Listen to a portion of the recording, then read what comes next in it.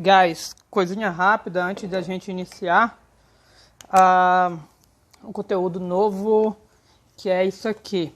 No Guidorize tem duas questões que muitos de vocês relataram dificuldades. Deixa eu falar algumas coisinhas. Eu não sei se vocês recordam lá da geometria analítica, mas se você tiver x quadrado sobre um número ao quadrado, mais y quadrado sobre outro número ao quadrado, igual a 1, isso é a equação de uma elipse. Isso aqui está lá na geometria analítica. Ok. Esse A e esse B ele tem significados lá na geometria analítica, mas se vocês pararem para pensar, inclusive quem fez geometria analítica comigo, eu comentei em aula, mas provavelmente você esquece. Mas se você parar para pensar, esse A ele é justamente o ponto aqui onde passa no eixo X, o A e o menos A, e o B é onde a elipse passa aqui no eixo Y, de modo que a sua elipse vai fazer isso aqui, ó. Tudo bem, vai sair torto aqui porque é só ideia, de modo. Ou seja, esse B embaixo, o camarada embaixo do Y é o que vai estar aqui, o debaixo do X é o que vai estar aqui. Ressaltando que aqui é o A, aqui é o A quadrado. Ok, então uma coisa que você tira, se esse número for maior que esse número aqui, então o A vai estar mais afastado do que esse aqui, e então a elipse ela vai ficar comprida assim, ela vai ficar meio, digamos assim, em um certo sentido deitado. Como assim, professor? Se o A for maior que o B, vai ter um A distante, um A mais distante aqui, e aí o B, por ser menor, ele vai estar mais próximo da origem, põe o menos A aqui, ou seja, na hora que você for desenhar a tua elipse, já sabe, ela naturalmente ela vai ficar deitada.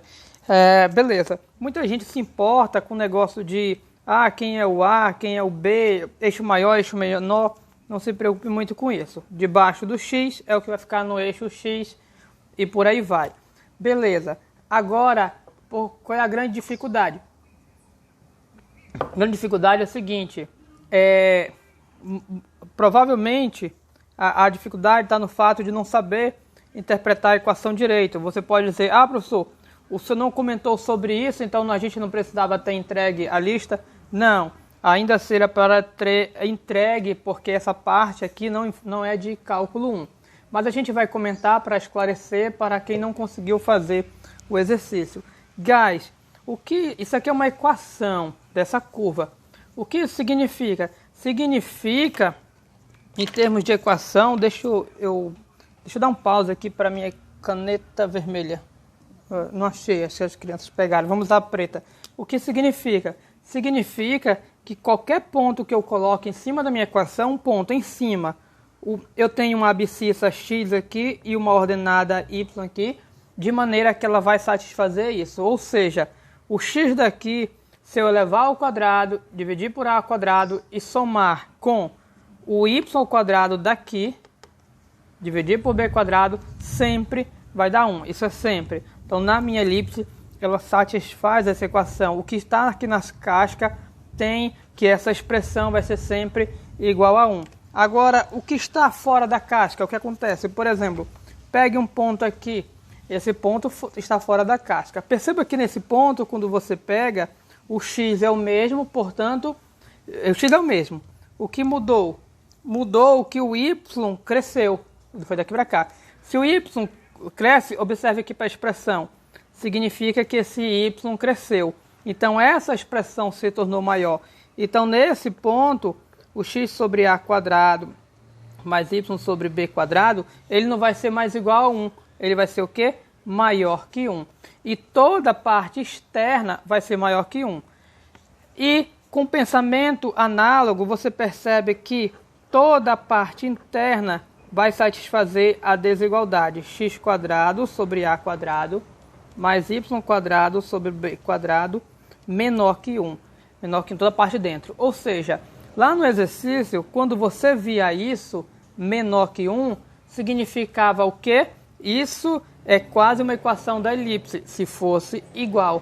não é igual. É o que? É menor. Menor é a parte interna. Então isso significa lá no exercício que você queria lá a área da região interna da elipse. Era isso. E a questão 3 era exatamente essa equação aqui que trabalhava. Na verdade era essa desigualdade.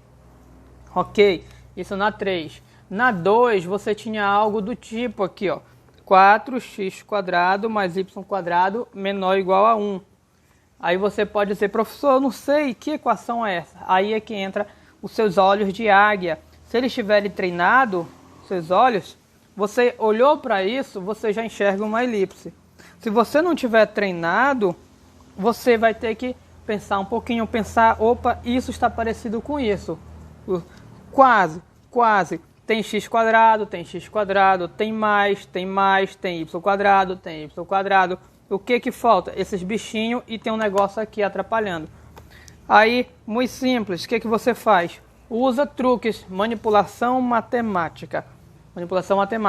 Esse 4 está aqui, eu posso passar para baixo? Sim, qualquer número você pode passar para baixo. Mas aí você tem que pagar o preço. Qual é o preço que se paga ao passar um número para baixo?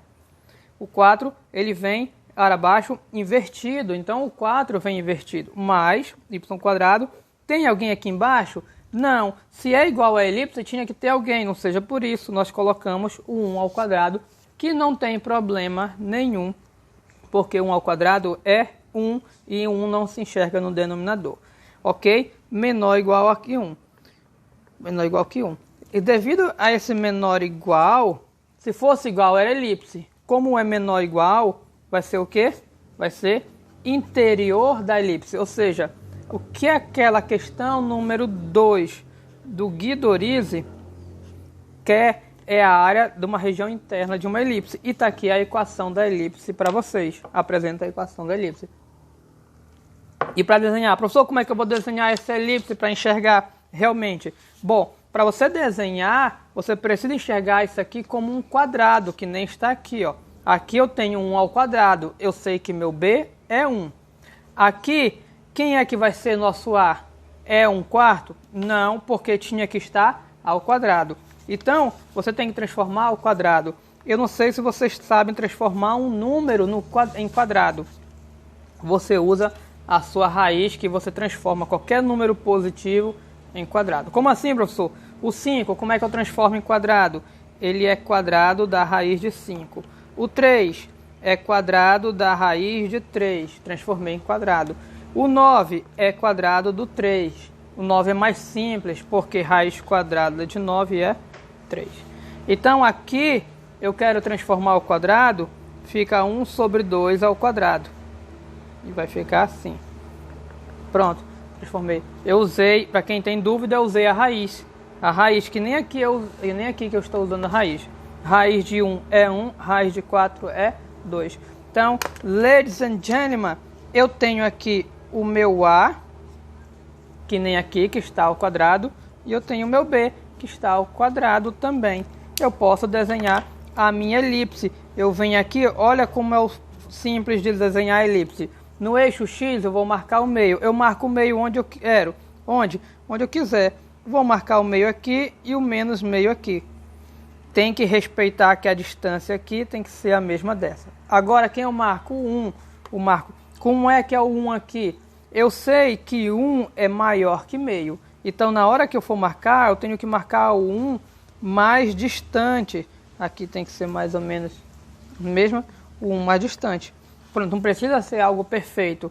Tá aí, guys. Temos os pontos daqui 1 e menos 1 e daqui meio menos meio.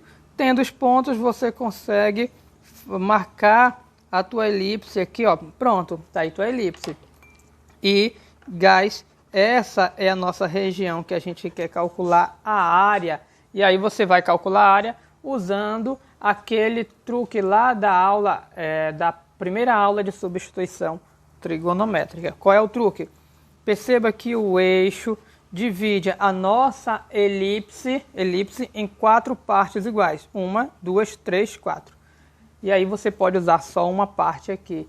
Ou você pode fazer de outra maneira também, que tanto faz. Foi a maneira que a gente fez, na verdade. divide em duas partes iguais. Professor, essa de cima tá menor que a de baixo, é por causa do desenho, mas são iguais.